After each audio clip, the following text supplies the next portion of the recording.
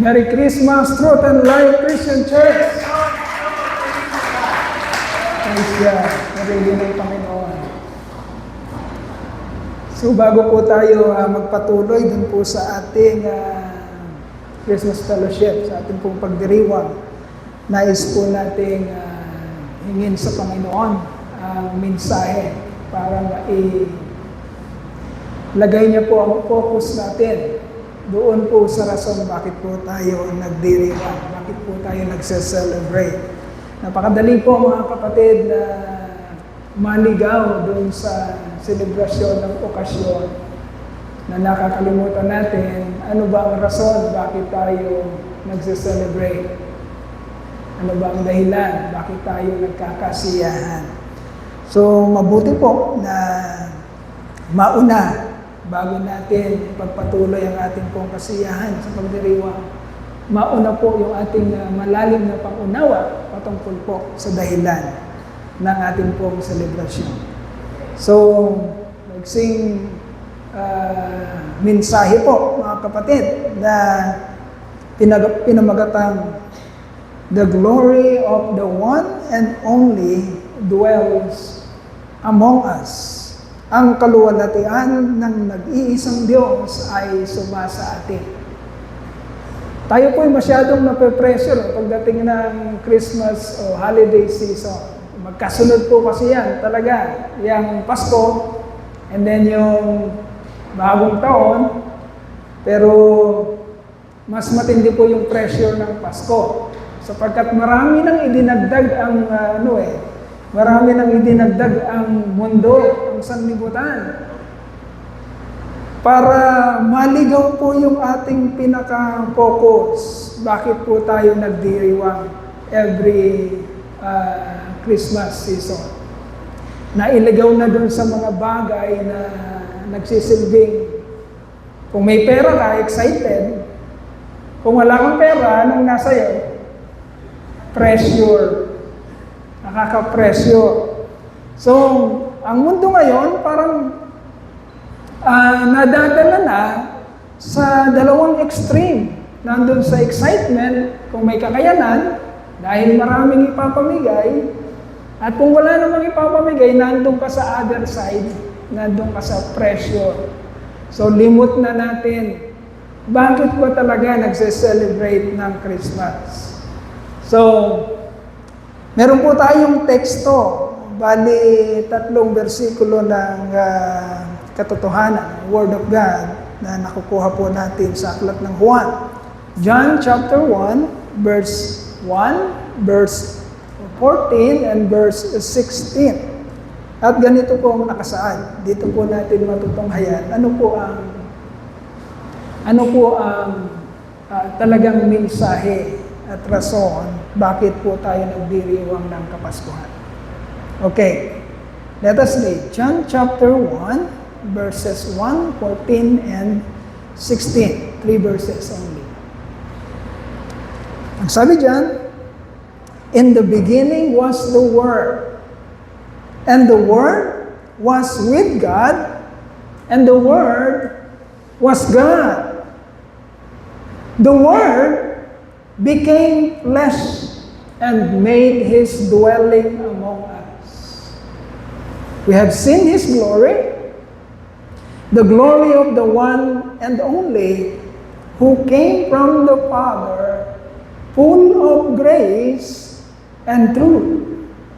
From the fullness of His grace, we have all received one blessing after another. Mga kapatid, habang tayo po ay nagdiriwang ng season po ng holidays o ng Kapaskuhan, kailangan i-remind po natin. Listen very carefully. Baka iba na ang celebration natin, baka hindi na natin lubos ang naaalala o nakikita o naiintindihan, nauunawaan, ano ba dapat talaga ang tinataglay ng ating puso at isipan kapag dumarating po ang Christmas season. Actually, hindi lang Christmas season. Sa ating pang-araw-araw na buhay.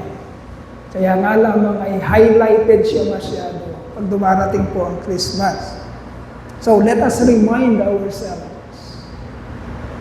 of these truths why we are really celebrating and why we have joy while celebrating the seasons of Christmas. Number one, mga kapatid, number one reason is a promise has been proclaimed by God. Ang Diyos ay nagbitaw ng isang pangako para sa atin. Let us remind ourselves, mga kapatid, bakit may Christmas? Bakit may sineselebrate? Una, kasi dito sa church natin, hindi tayo naniniwala ng basta-basta, na parang bulag tayo, hindi natin naiintindihan kung ano nangyayari. Una, ugatin natin mga kapatid, bakit may Pasko? Dahil nagsimula ito sa isang pangako. Nangako ang Diyos sa atin. At anong kanyang pinangako? Makikita po natin doon sa Isaiah chapter 9, verse 2 and verse 6. It says, Isaiah chapter 9 verses 2 and 6 says, "The people walking in darkness have seen a great light. On those living in the land of the shadow of death, a light has dawned." Okay? Alam natin, patuloy natin pinag-aaralan mga kapatid. Hindi pa man nagsisimula ang sanlibutan, ang Diyos ay meron ng plano para sa atin. Amen? Huwag natin kalilimutan yun. Huwag natin yung iisang tabi sa ating mga pagdiriwang. At ang plano ng Diyos, mga kapatid, ay hindi nangangahulugan ng parang napakarangyang pamumuhay para sa Kanya. Sabi po sa verse 6 ng Isaiah, "For to us a child is born, to us a son is given, and the government will be on his shoulders. And he will be called Wonderful Counselor, Mighty God, Everlasting Father, Prince of Peace." Nangako ang Diyos sa atin na isang araw, meron siyang susolusyonan. Darating ang pag-asa, darating ang solusyon sa ating mga, anong sinabi diyan? Kadiliman. Dahil nababalot ang sandaigdigan, ang sanlibutan ng kadiliman. Meaning, mga kapatid, ng kawalan ng pag-asa dahil tayo'y baon sa kasalanan. Yun po ang unang ipapaalala natin sa ating sarili. Habang tayo po'y nakatingin sa pagdiriwang ng Kapaskuhan. Una, ang Diyos ay hindi tumingin lamang at walang ginawa. Una, nangako siya sa atin na darating ang pag-asa. Gagawin niya ang nararapat upang tayo ay hanguin mula doon sa kadiliman na iyon. At ang pag-asa ay hindi, or ang pangako ay hindi nanatiling pangako lamang. Hindi katulad natin mga tao. Our promises, most of the time, are bound to failures. Yung hindi pagtupad ng pangako. Ganyan tayo. But, pagdating ng Pasko, habang nagdiriwang natin ang Pasko, pangalawang paalala natin sa ating sarili, mga kapatid, ang pangako ng Diyos na tinanggap natin mula sa Kanya ay hindi nanatiling pangako. Ito ay Kanyang ginanap. Yung sinasabi sa Isaiah, by the way, mga kapatid, between Isaiah and Jesus Christ, we have this a gap approximately 700 years. Okay? Maraming pangako ang Panginoon na mas malayo pa, mas matagal pa kaysa kay Isaiah. Pero yung pangako ng Panginoon doon sa aklat ni Isaiah ay napakalinaw. Talagang pag tinignan mo ay klaradong-klarado kung ano yung pangako na yon. Ang gap noon, mga kapatid, is 700 years approximately. Parang kung iisipin mo, matutupad pa ba ang pangako? Pero kung paano sinabi ng Panginoon ang kanyang pangako sa panahon ni Isaiah, 700 years later, kapatid, that promise was delivered to us. A son has been born, a son is given, at ang lahat ng pinangako niya ay ginanap niya. Makikita natin mamaya yan sa Isaiah 53. So the promise was delivered by God. Ang Diyos ay tumupad sa kanyang pangako. At hindi niya tayo pinabayaan. Lagi mo yang aalalahanin sa iyong sarili. Nandun ka man sa other side ng pagdiriwang ng Kapaskuhan. Nandun ka man sa kalagayan na parang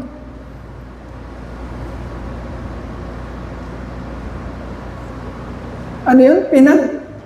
Pinagsakluban ka ng daigdig. Walang pera, walang kakayanan. Tandaan mo, kapatid, wala doon ang pagdiriwang ng Pasko.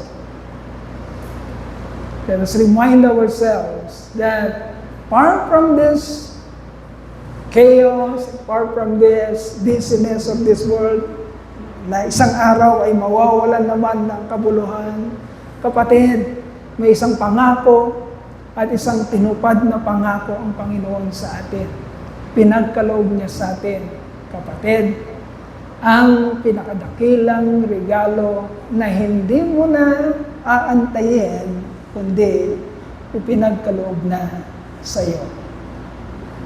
Kaya kahit anong nangyayari sa buhay mo, remind yourself, my dear brethren, that God already provided what He has promised to you. At yan ang inaawit natin kanina, ang sentro ng ating pagdiriwang, ating Panginoong Jesucristo. And that promise, mga kapatid, ay hindi lamang niya dineliver. So maraming tao ngayon, mga kapatid,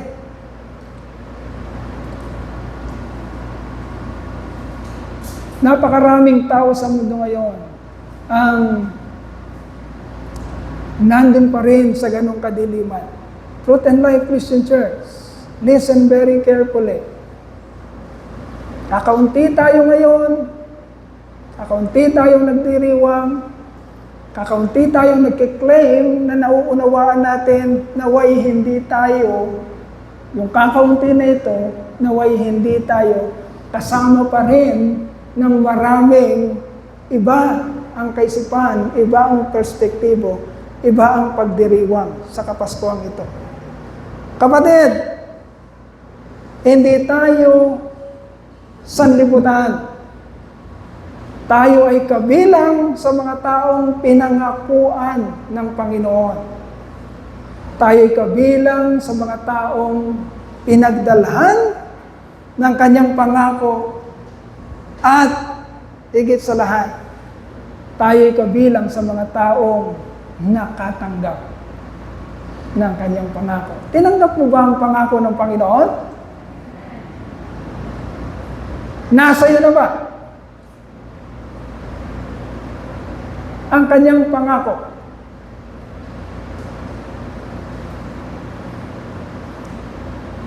It is easy, mga kapatid, to be caught up to the excitements and pressures of the holidays of this Christmas season. It is easy. Dahil yun ang takbo ng sanlibutan. Ganun na kagrabe ang sanlibutan. But remember, my dear brethren, Nasan ka man sa dalawang extreme na yon, may kakayanan ka man o wala kang kakayanan. Kapatid, nandun ka man sa excitement o sa pressure ng buhay na ito. Remember that you already receive what God has promised to you. You have already received the greatest gift that you could ever receive. And that is Jesus Christ, our dear Lord and our Savior. So mga kapatid, we will be very excited. We will enjoy. Gagawin natin kung ano yung mga pinaghandaan natin. But let us remember, my dear brethren, sabihin mo sa iyong sarili kung ano yung narinig natin sa mga mensahe ng Panginoon na pinauulit-ulit natin all throughout the years. The greatest joy you could ever have is the joy that you already received what has been promised to you. So kung nandun ka sa matinding excitement, kapatid, paalalahanan mo yung sarili. Hindi yon ang joy mo. Okay? Kung nandun ka naman sa matinding pressure, paalalahanan mo yung sarili. Hindi ka dapat malugmo. Kailangan ang sentro ng iyong pagdiriwang at ng iyong kaligayahan, kapatid, sa mga panahong ito, ay ang nauunawaan mo, naiintindihan mo, bakit ka nagsa-celebrate ng Christmas. The season of Christmas reminds us of the reason why we are celebrating. It is because, number one, God has made a promise to us. And that promise is to save us from darkness. And then God delivered His promise to us. Delivered His promise in the person of our Lord Jesus Christ by dying in our behalf. And then that promise, that power of God that was delivered is already received by His children. So Truth and Life Christian Church, ipagdiwang mo kung ano ang tinanggap mo sa Panginoon. Ano ang tinanggap mo sa Panginoon? Sa Christmas, ang kaligtasan sa pamamagitan ng ating Panginoong Jesucristo. Palakpakan po natin siya. Tayo po'y magpasalamat. Hallelujah. Hallelujah. Hallelujah.